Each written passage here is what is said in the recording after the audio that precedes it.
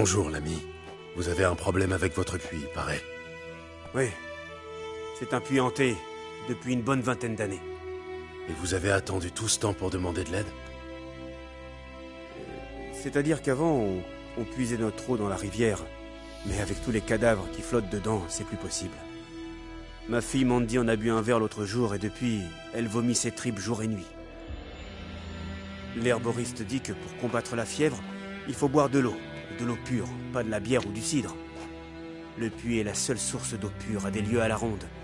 Mais le fantôme laisse personne s'en approcher.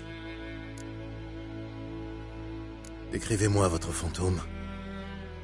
Ben, il fiche une trouille pas possible. Il est horrible. C'est-à-dire, à quoi ressemble-t-il? Il ressemble à une donzelle fraîchement sortie de la tombe.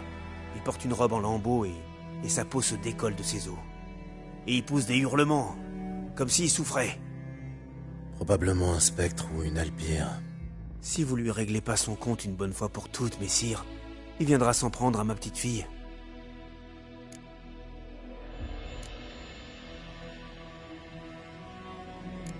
D'accord, je vais vous aider. Où est le puits? À Galetas. Un petit hameau sur les hauteurs. Il est abandonné depuis un moment à cause du fantôme. Chassez-le, sorceleur, je vous en prie.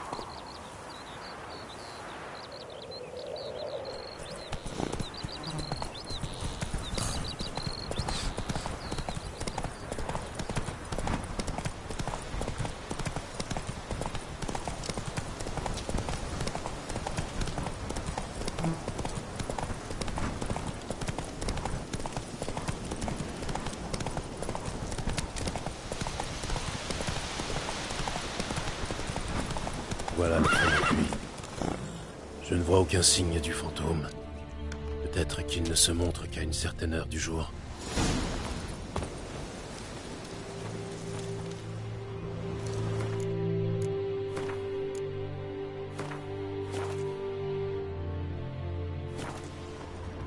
L'herbe autour du puits est brûlée.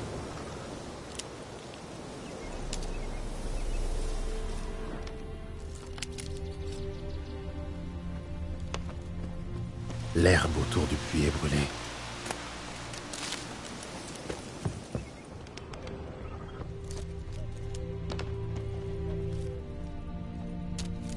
Le corps est carbonisé. Il y a des traces de brûlure. Tout semble indiquer la présence d'un spectre de midi.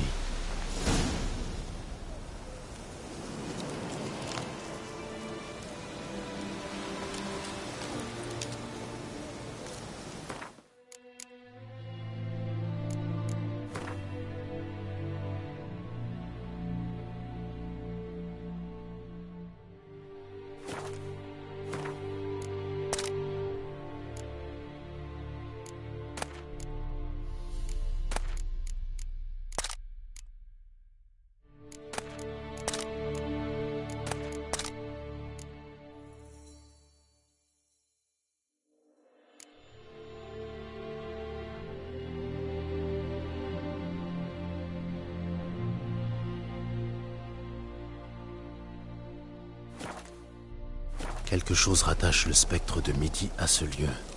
Un objet. Il ne pourra quitter ce monde qu'une fois qu'il l'aura récupéré.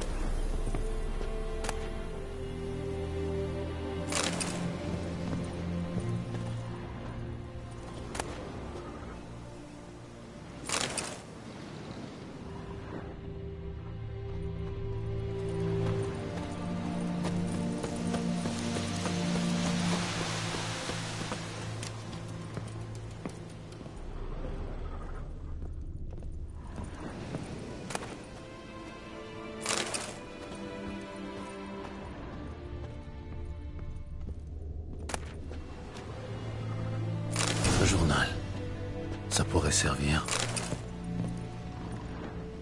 Un homme. Il a été poignardé et il est mort sur place. Des nécrophages ont nettoyé la carcasse. Il y a d'autres taches de sang par là. Mais ce n'est pas le sien. Des traces de sang, à peine visibles. Quelqu'un a été traîné par là. De son vivant.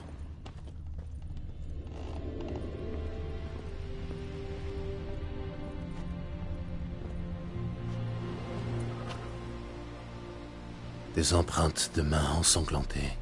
Celle d'une femme. Quelque chose l'a tirée à l'extérieur. Elle était blessée, elle s'est débattue. Pas de cadavre en vue, mais il y a peut-être des traces. Quand les conditions sont favorables, le sang peut rester visible des années. Encore une trace près du puits.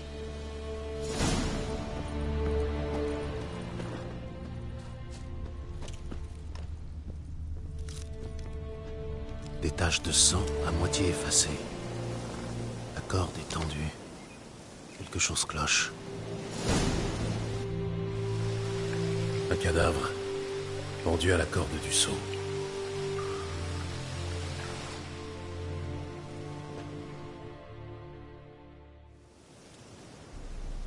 Large hanche, petite mâchoire. Une femme, la trentaine d'après ses dents. Plus de bras gauche. Je dois incinérer ses restes. Mais avant toute chose, il convient de trouver l'objet qui la lie à ce lieu. Le bras est tombé. À cause d'un poids supplémentaire. Est-ce qu'elle portait un objet lourd?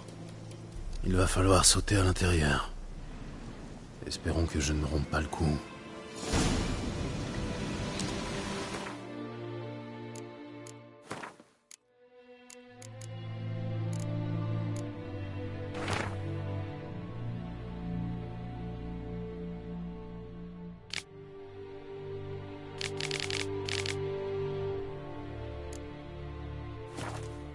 Ce bracelet relie peut-être l'esprit de la femme à cet endroit.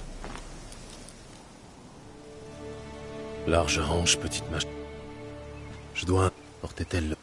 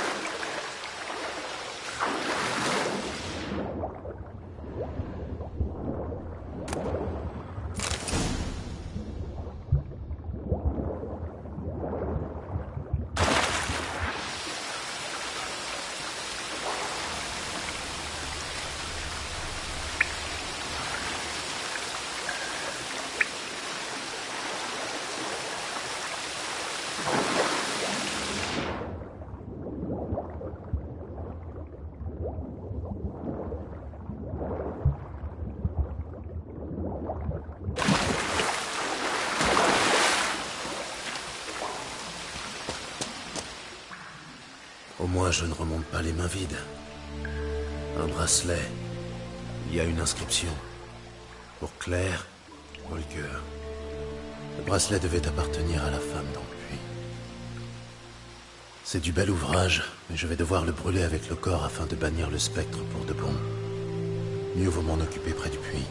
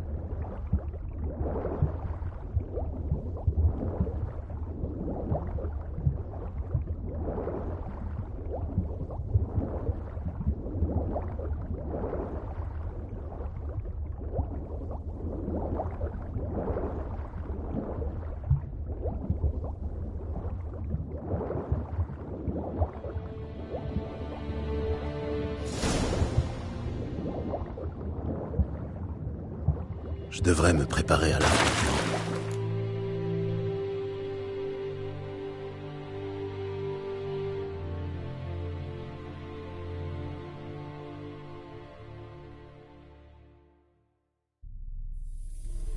Concocter de l'huile contre les spectres. Boire quelques potions.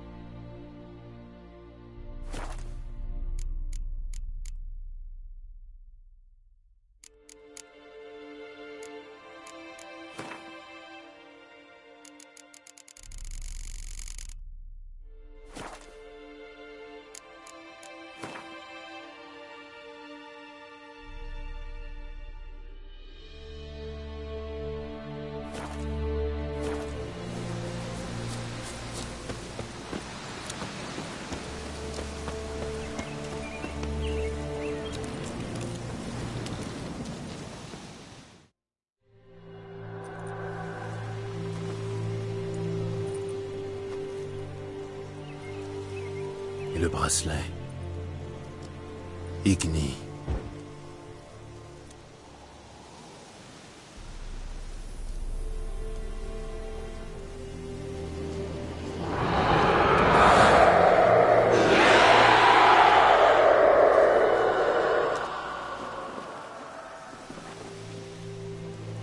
Je crois que ça a fonctionné.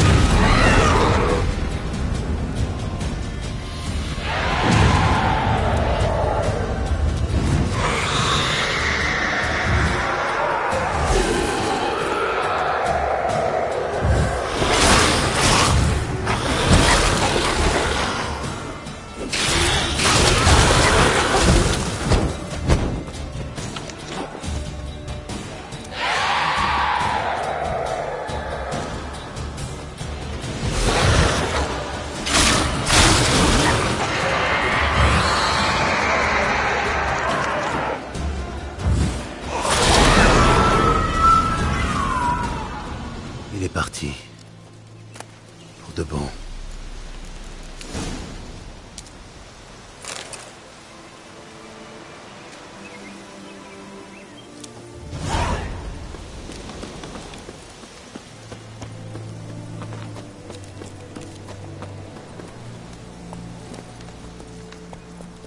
Du nerf, Ablette.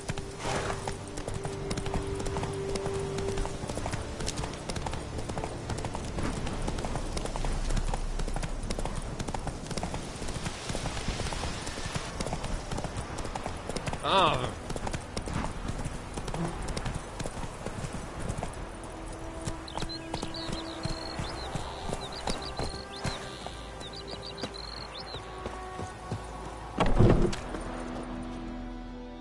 J'ai terminé. Le puits était hanté par le fantôme d'une femme assassinée. Je l'ai chassé. J'espère que tous ces gaillards qui sont morts sur le champ de bataille vont pas revenir nous hanter eux aussi. Si c'est le cas, vous savez qui contacter. Dites-moi, Claire et Volker, ça vous dit quelque chose? Je connais pas. Cela dit, j'ai entendu Tomira, notre herboriste, parler d'une certaine Claire une fois. C'est peut-être elle? Voici votre récompense, sorceleur. J'avais mis cet or de côté pour la dot de Mandy, mais elle serait morte sans vous, alors. Au moins maintenant, elle pourra se marier. Gardez votre or. Il sera plus utile à Mandy qu'à moi. Le jour de son mariage, buvez un verre à ma santé. Oh, merci, sorceleur. Mille merci. Vous avez bon cœur. Mais je ne peux pas vous laisser repartir les mains vides. Prenez ça. Ça vous portera bonheur.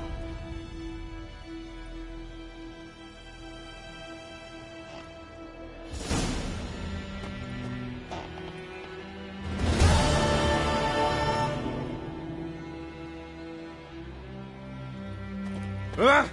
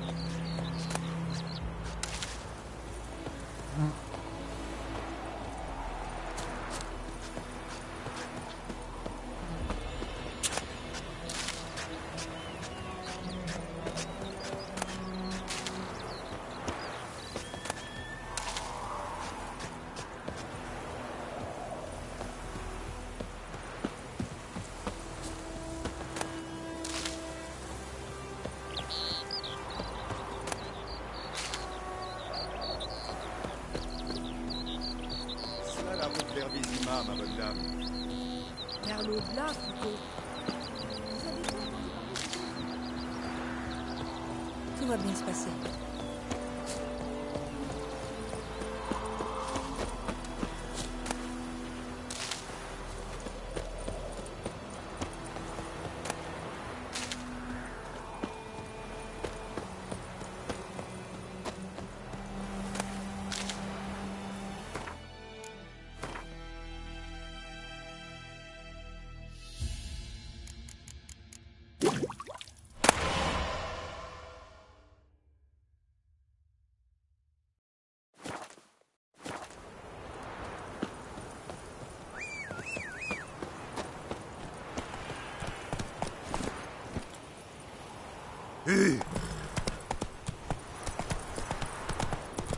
Cherchez les ennuis.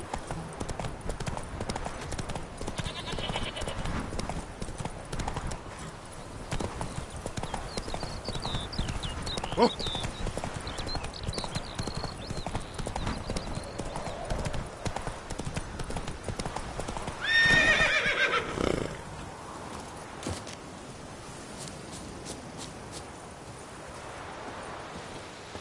Y a quelqu'un? Il doit être parti chasser.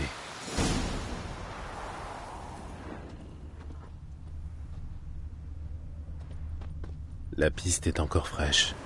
Mislav vient de partir.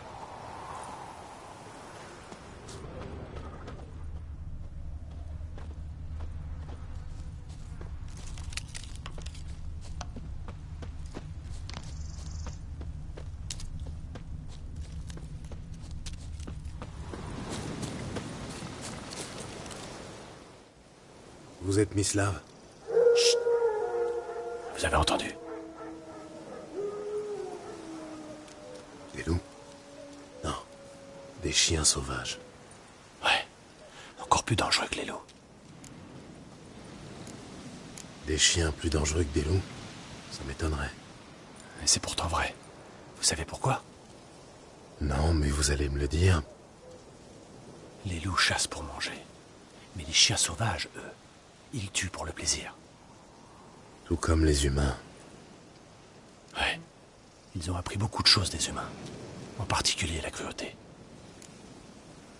Je chasse un plus gros gibier. Où avez-vous trouvé les Nilfgaardiens tués par le griffon? Ah, je vois. Vous êtes un sorceleur. Le fameux tueur de monstres dont on cause dans le village? Oui. D'accord, je vais vous montrer. Mais je dois d'abord m'occuper de ces clébards. Vous voulez bien m'aider? Enfin, si vous n'avez pas peur d'abîmer vos belles lames en argent. D'accord. Le griffon n'ira pas loin de toute façon. Lui, non, mais les chiens... Suivez-moi et ne faites plus un bruit. Ça fait longtemps que ces chiens posent problème? Depuis le début de la guerre. Les soldats tuent les hommes, violent les femmes, bouffent les vaches. Mais les chiens, ils se prennent un coup de pied tout au plus. Sans personne pour s'occuper d'eux, ils se regroupent en meute. Ils sont maigres, affamés et malades, mais ils refusent de crever. Ils sont malins, plus malins que des renards. Et par-dessus tout, ils détestent les hommes.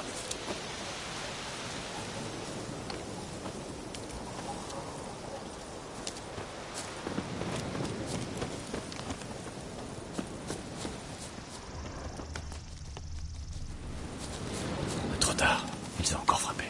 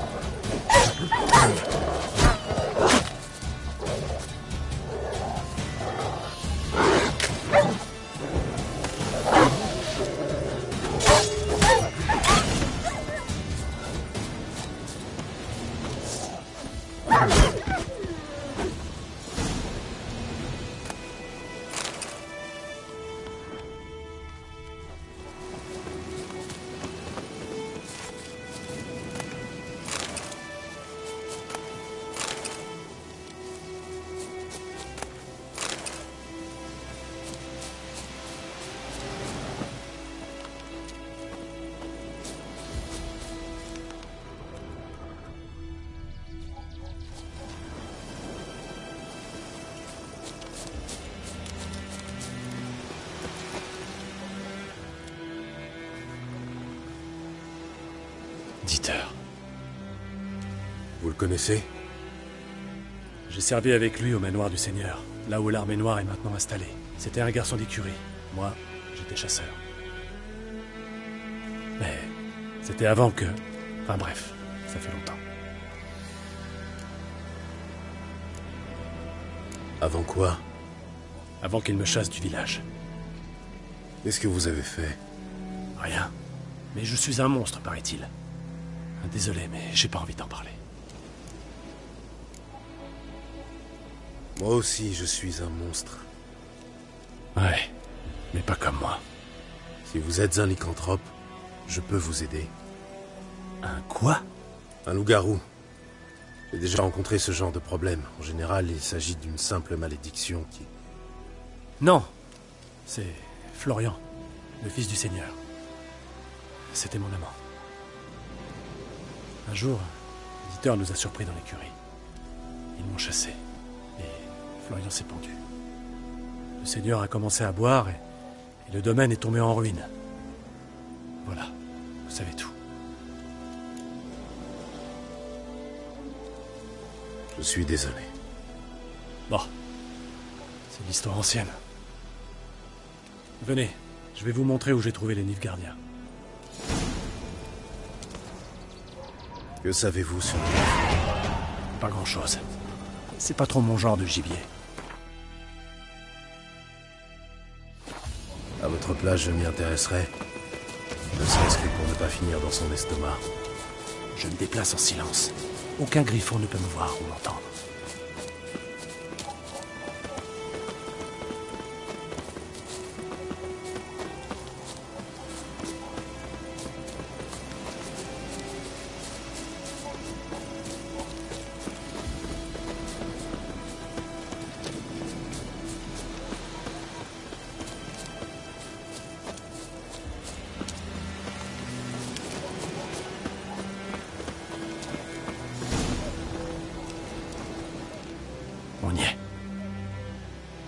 Il y avait un corps là-bas près de la souche.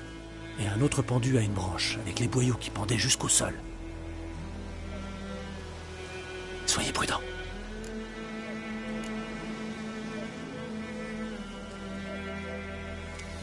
On ne va pas pleurer pour des Nilfgaardiens. C'étaient des hommes. C'est juste qu'ils portaient une armure noire. Bonne chasse.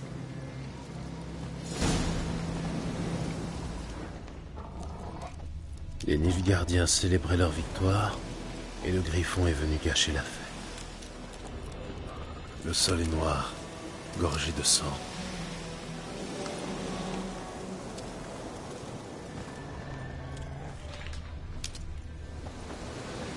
Un campement.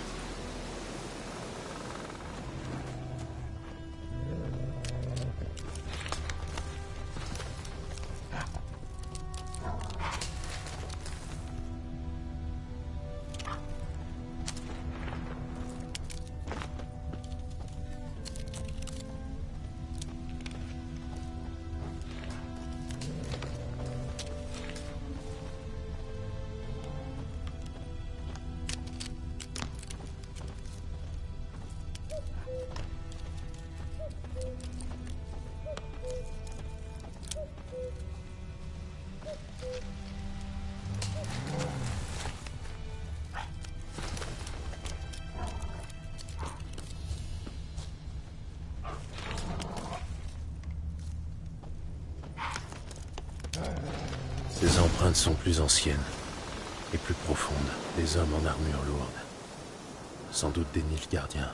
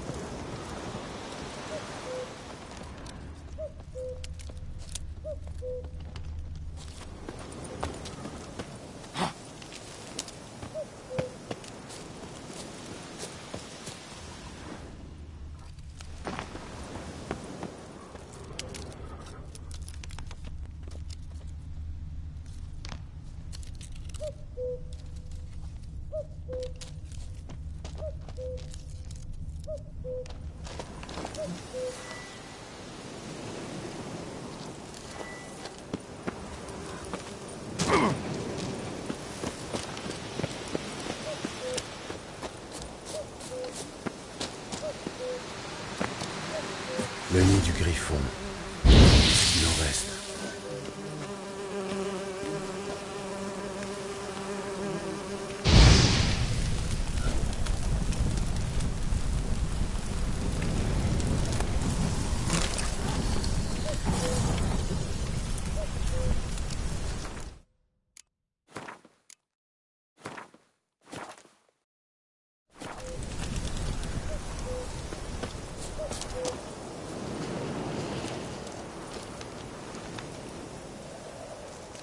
Ce cadavre a une quinzaine de jours.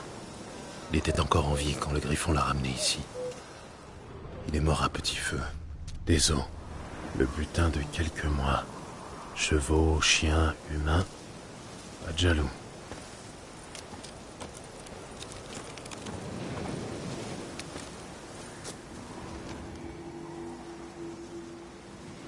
Une femelle. D'après les larves sur sa carcasse, elle est morte depuis au moins une semaine. L'autre griffon est sans doute un mâle. Des entailles profondes sur tout le corps. Et pas une goutte de sang sur le bec et les griffes. Elle ne s'est pas défendue.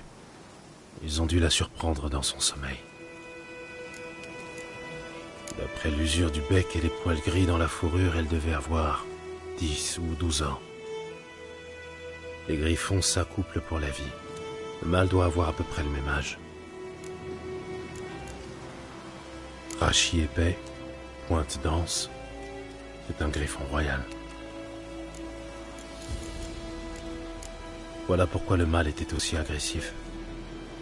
Il a commencé par chasser les nilfs gardiens dans la forêt, avant de s'attaquer au reste de la région.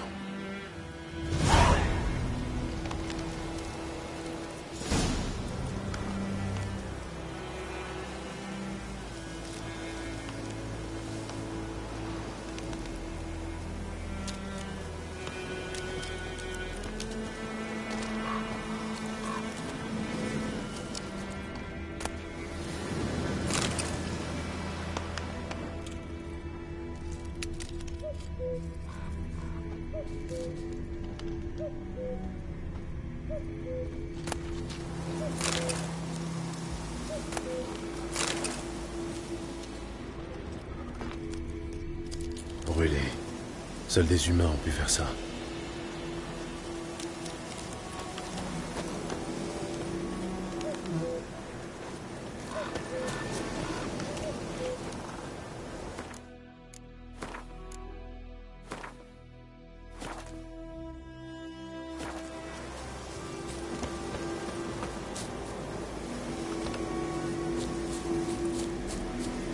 Un site d'énergie.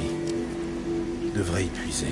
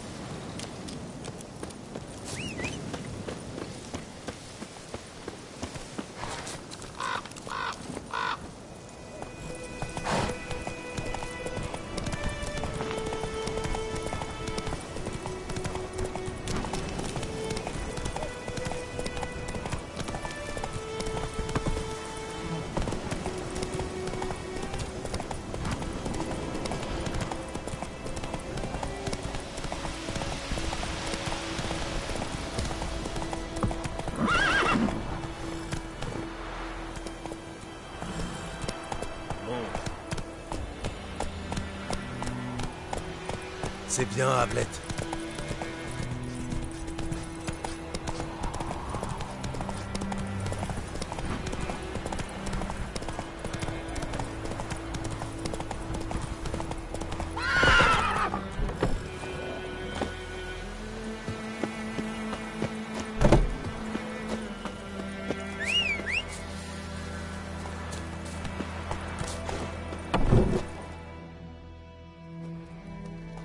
Je vous dérange? Pas du tout. Passez-moi le bidance. C'est la... fleur rouge. Vous êtes herboriste, vous aussi? Non, ce serait beaucoup dire. Mais j'en sais assez pour vous dire que le bidance est vénéneux. À forte dose, oui. Mais bien utilisé, il peut soulager la douleur et apaiser le sommeil. C'est tout ce que je peux faire pour elle.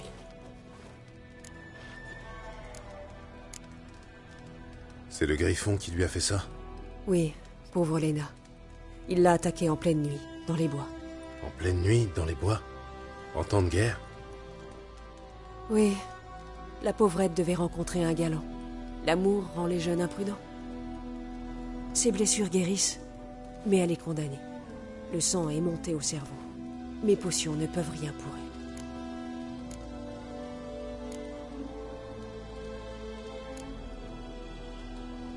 Je pourrais lui faire boire une de mes potions. L'hirondelle peut enrayer les hémorragies internes, mais... Mais, les potions de sorceleur ne sont pas faites pour les humains. de toute façon, elle va mourir. Oui, une mort paisible, grâce à vos concoctions. Mais si je lui fais boire ma potion et que les choses tournent mal, je peux vous assurer que tout le village entendra ses cris. Je comprends. Faites comme bon vous semble. Je cherche du nerf brun. On peut en trouver dans la région? Oui, au fond de la rivière. Mais vous n'êtes pas sans savoir qu'une fois sorti de l'eau, Il dégagera une odeur de charogne en décomposition. J'y compte bien. Je chasse le griffon. Je vais utiliser le nerf brun pour l'attirer. il y a quelques années, on a eu des problèmes avec des noyeurs sous le pont. Tout le village a dû se cotiser pour engager un sorceleur. Alors dites-moi, qui peut se payer vos services pour tuer un griffon? Le capitaine... Peter Sahar quelque chose. Ah! Et depuis quand les escadrons noirs se soucient de notre sort?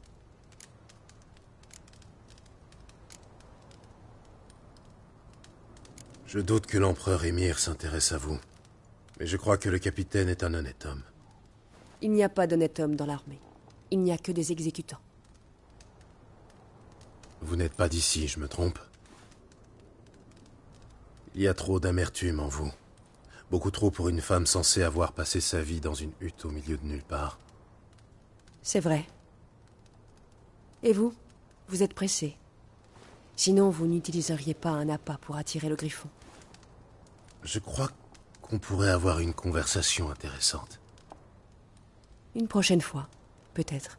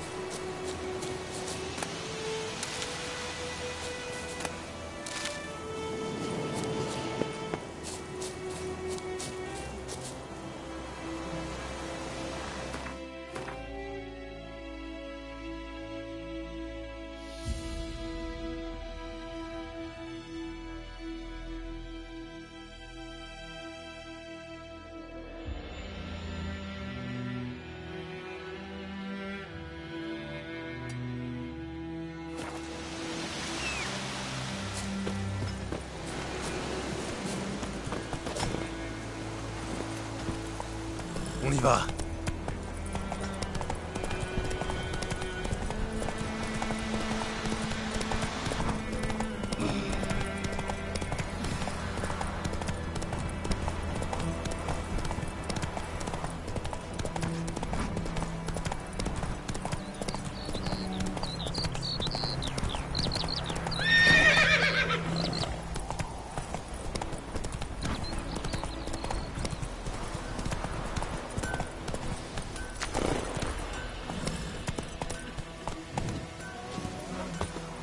Il pleut, il mouille, l'empereur est mironflouille, s'est cogné la tête en allant au lit. Demain matin, il nagera dans son trou.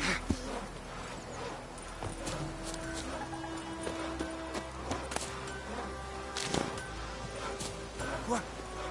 Qu'est-ce que tu dis? Qui t'a appris cette chanson? C'est bien, Hamlet. J'ai dit, Moi bien.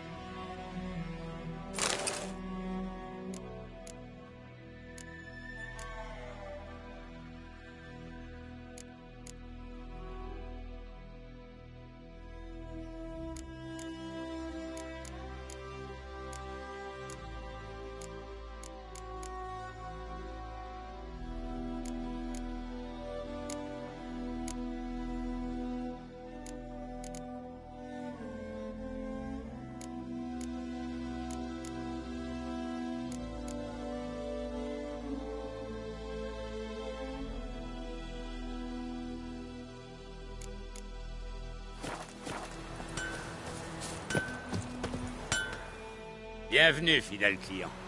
Que puis-je pour vous cette fois-ci? Montrez-moi ce que vous avez.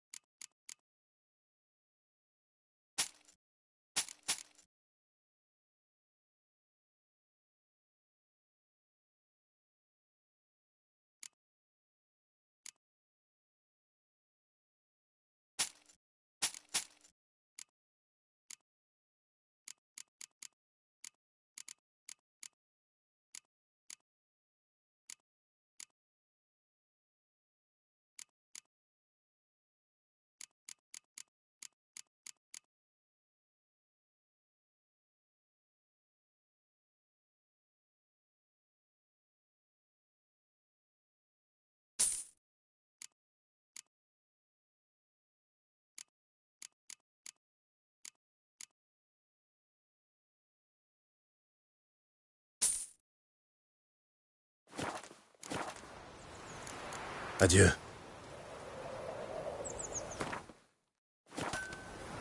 Bienvenue, fidèle client. Que puis-je pour vous cette fois-ci? J'aimerais que vous me forgiez.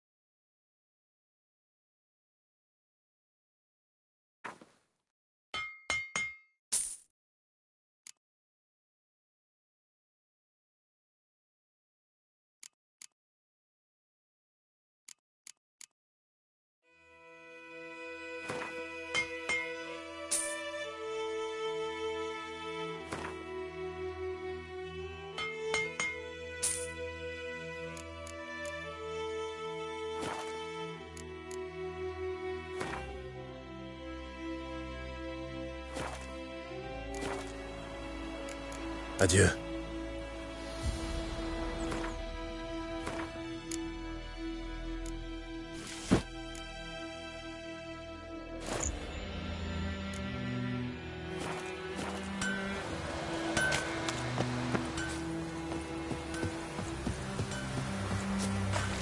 J'ai eu un morceau de pain aujourd'hui. C'est bien, Ablette.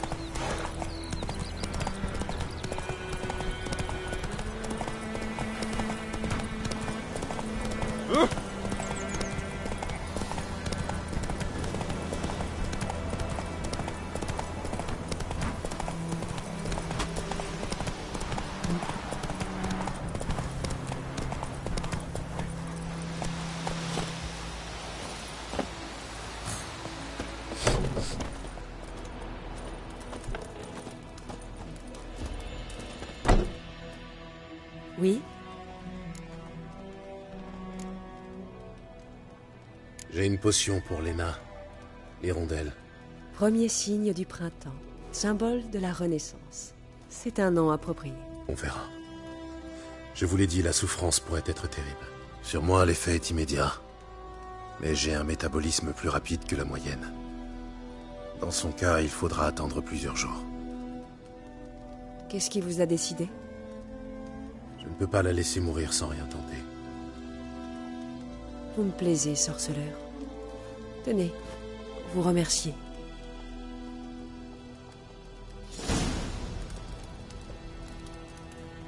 Oui? J'avais entendu parler d'une femme nommée Claire. Elle vivait dans le coin. Si j'ai entendu parler d'elle, c'est peu dire. Claire était mon amie.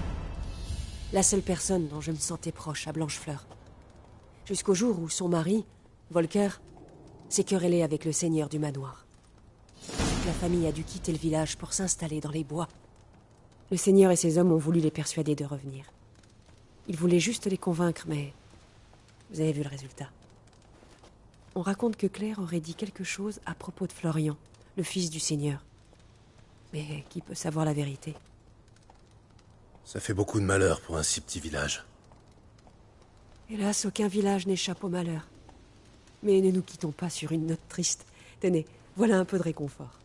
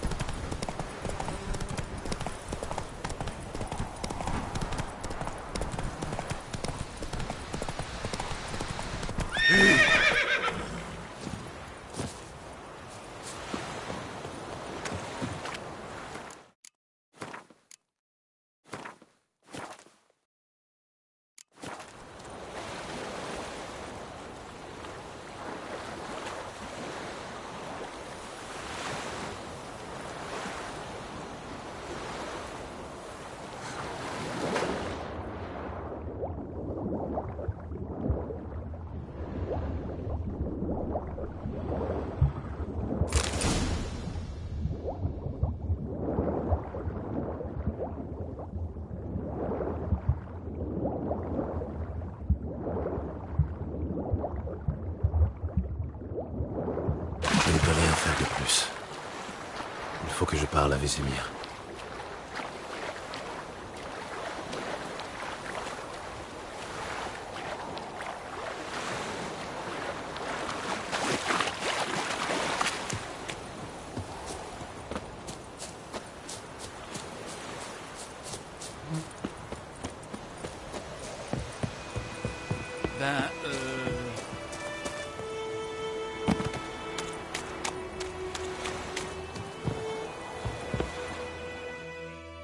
Vous avez perdu votre clé, madame?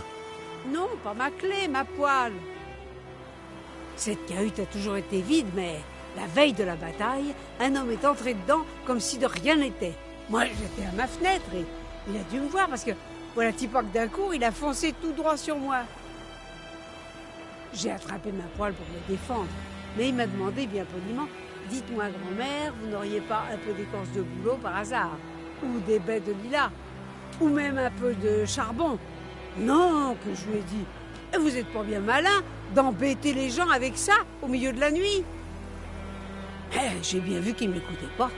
C'est ma poêle qui l'intéressait. « Prêtez-la moi, grand-mère, je vous la rendrai demain. » Je me suis demandé ce qu'il allait bien pouvoir faire avec une poêle. Mais comme j'ai bon cœur, je la lui ai donnée. Intéressant. Qu'est-il arrivé ensuite? Avant l'aube, un autre type est entré dans la cabane. Mais au matin, il n'y a que le premier qui est ressorti. Il a fermé la porte, sauté sur son cheval, et je ne les ai plus jamais revus. Lui et ma poêle. Elle était vieille et toute noircie, mais j'en ai pas d'autres. Vous voulez bien m'aider, mon garçon? Je suis bien trop vieille pour enfoncer cette porte, et puis... Pour tout vous dire, j'aurais trop peur d'entrer là-dedans. Ça sent la vieille charogne, à croire que l'autre type est encore à l'intérieur. Un contrat sur une poêle. C'est original.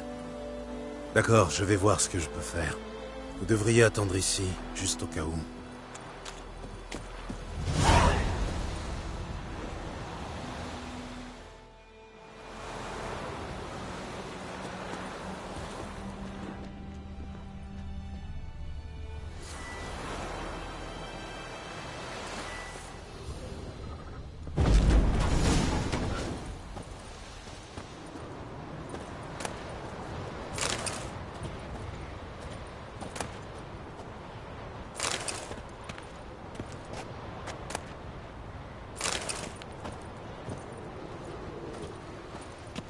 Un cadavre.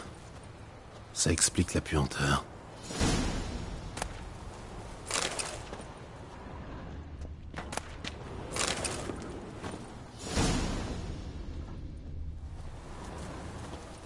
Sa gorge. Il a été garrotté. Il a aussi de vieilles cicatrices, typiques d'un soldat.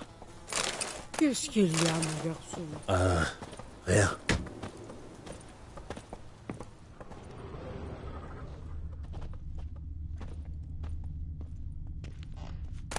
Documents brûlés. Quelques passages sont encore lisibles. Quand je parle toute seule, ils disent que je perds la tête. Ah.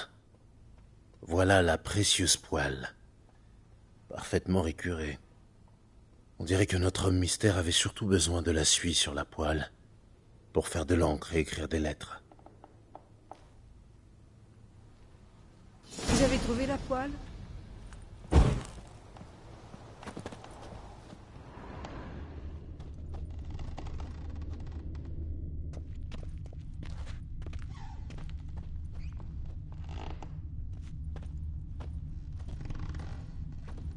Un monocle cassé.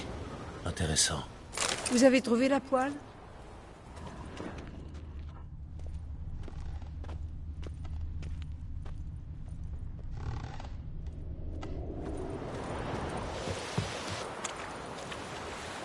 Tenez, votre poêle.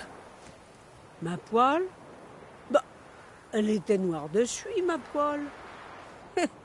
Et celle-ci, je pourrais presque voir ma vieille tronque dedans. L'homme avait besoin de la suie pour faire de l'encre. Il devait écrire une lettre urgente, apparemment. Et il a aussi brûlé des documents. Et l'autre type? Mort. Réunissez quelques hommes et enterrez-le hors du village. Profondément. Histoire que les nécrophages le laissent tranquille. Et un bon conseil. Pas un mot au Nilfgaardien. Attendez! Toute peine mérite salaire, mon garçon. Venez, pour la route.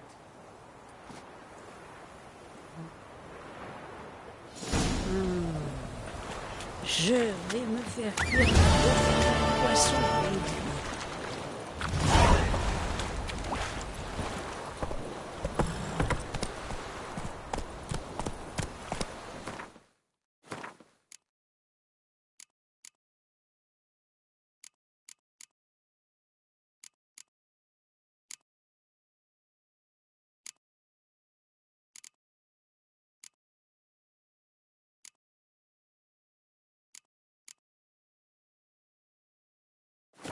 Oh, Hamlet.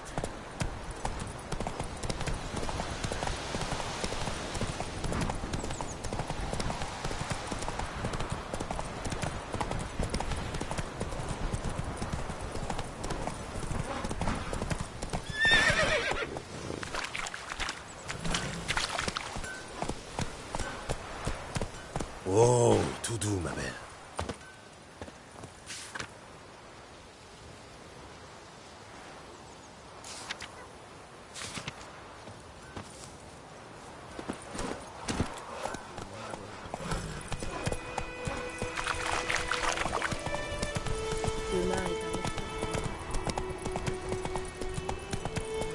Dites-moi, mon brave, à qui appartient ce champ de l'autre côté de la rivière? Ah, ça, c'est le champ de Boyan Klumik. C'est un bon gars, maître sorceleur. Oui? Qu'y a-t-il, loup blanc?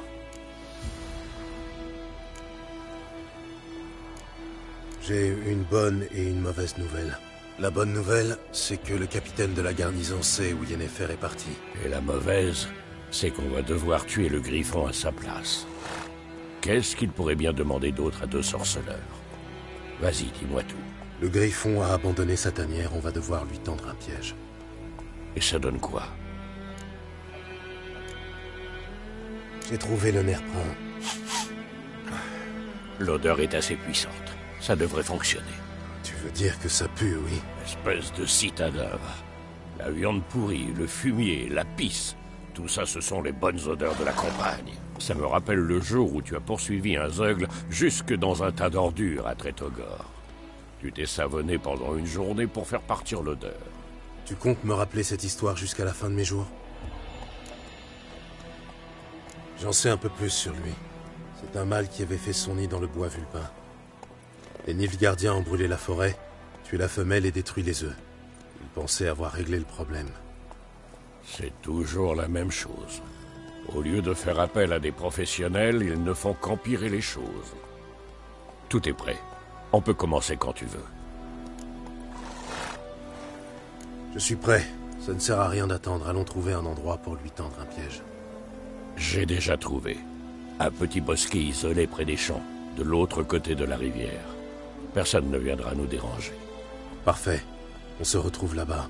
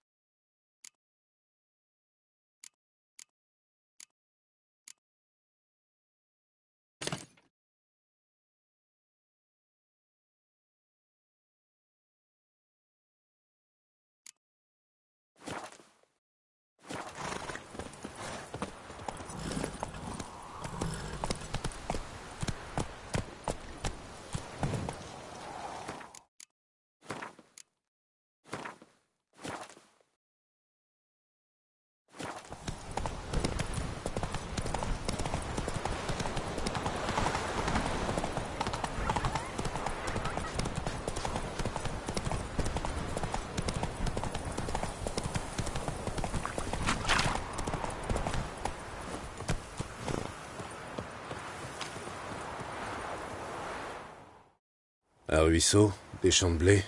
Quel endroit charmant. Idéal pour une embuscade. Tu as affaire à un expert. Alors on y va? Allons-y. Le vent est favorable. Le Griffon n'aura aucun mal à sentir l'appât. Et maintenant, il ne reste plus qu'à attendre. Viens, on va se cacher à l'ombre de ces bouleaux.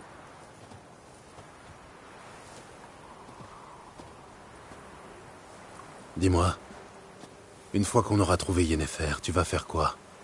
Tu as un contrat en vue? Non. Je vais rentrer à Kermoren.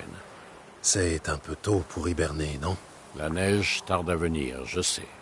Et justement, ça m'inquiète. L'armée du Nilfgaard a traversé le Pontar à l'est. Elle est à 1 semaine de marche de Kermoren. Si elle atteint la vallée avant les premières neiges...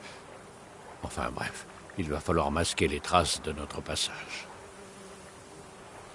En parlant d'hiver et d'hibernation, tu comptes venir cette année? Peut-être. Avec une invitée, j'espère.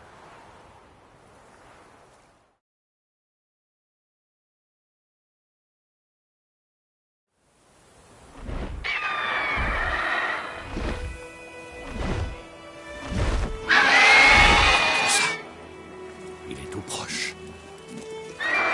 Allons l'accueillir comme il se doit. Attends. Comme ça.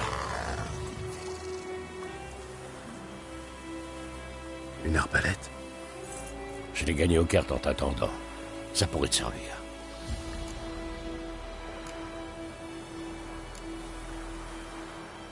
Un sorceleur avec une arbalète. Ce n'est pas un peu contraire à la tradition? Oh, ça va. On a un griffon à tuer, je te rappelle.